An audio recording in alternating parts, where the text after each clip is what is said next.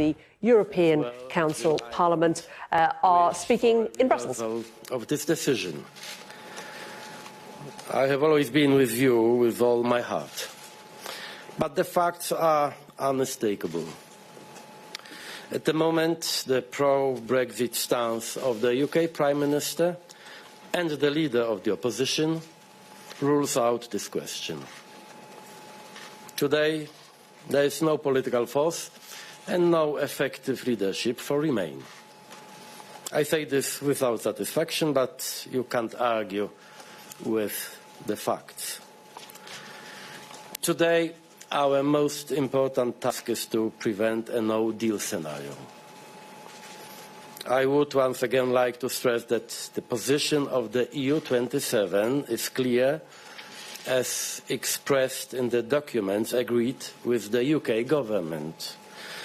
That is the withdrawal agreement and the political declaration. And the EU27 is not making any new offer. Let me recall that the December European Council decided that the withdrawal agreement is not open for renegotiation. I hope that tomorrow we will hear from Prime Minister May a realistic suggestion on how to end the impasse in which the process of the orderly withdrawal of the UK from the EU has found itself following the latest votes in the House of Commons. The top priority for us remains the issue of the border on the island of Ireland and the guarantee to maintain the peace process in accordance with the Good Friday Agreement. There is no room for speculation here. The EU itself is first and foremost a peace project.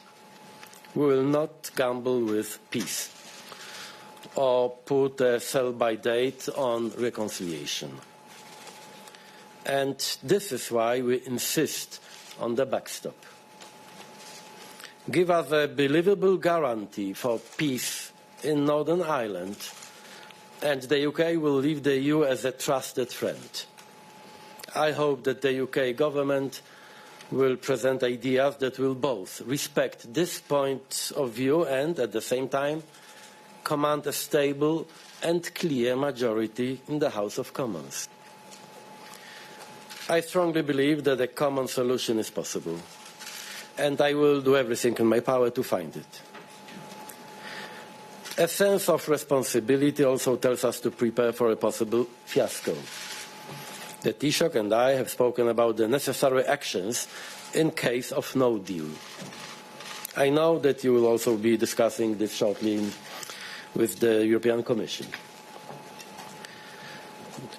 By the way, I've been wondering what that special place in hell looks like for those who promoted Brexit without even a sketch of a plan how to carry it safely. Thank you. Thanks very much, Donald. Had another very positive meeting with President Tusk today. We discussed the latest developments in London and noted the approaching deadline for the UK's departure from the European Union. While we're open to further discussions with the United Kingdom, the withdrawal agreement, which was negotiated in good faith over many months and agreed by 28 governments, including that of the United Kingdom, stands. It is the best deal possible. It provides much-needed certainty for citizens, for farmers, fishermen, exporters and businesses, and crucially provides all of us with a transition period which is essential if we are to have an orderly withdrawal. While we expect that the backstop will never be used, we agreed again today that it's needed as a legal guarantee to ensure that there is no return to a hard border on the island of Ireland, while protecting the integrity of our European single market and customs union. And I think the events in London and the instability in British politics in recent weeks demonstrates exactly why we need a legal guarantee and a solution that's operable, that we know will work and will last. I thanked Donald once again for his unwavering commitment to protecting the hard-won peace and stability, civil rights and people's rights on the island of Ireland. And we agreed that this is a fundamental EU issue and that we'll stay united on it. As a leader of a small country that is fully committed to the European Union, this solidarity resonates deeply in Ireland, but not just in Ireland, in all small member states as well. We agreed that if the United Kingdom's intentions for the future partnership were to evolve, the European Union would be prepared to adapt the content and level of ambition in the political declaration, while respecting its established principles.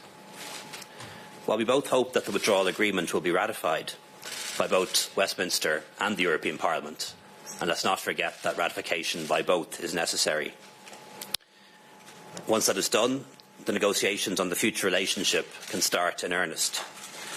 And we agreed that in light of the ongoing uncertainty in London and the fast approaching deadline, our preparations for a no-deal scenario must continue and intensify. And I'll discuss that in greater detail with the Commission later on. So thank you very much, and thank you again, Donald. Thank you. Just waiting to see whether it's the click of camera shutters or whether the voices of some of the journalists. No, there are no questions for the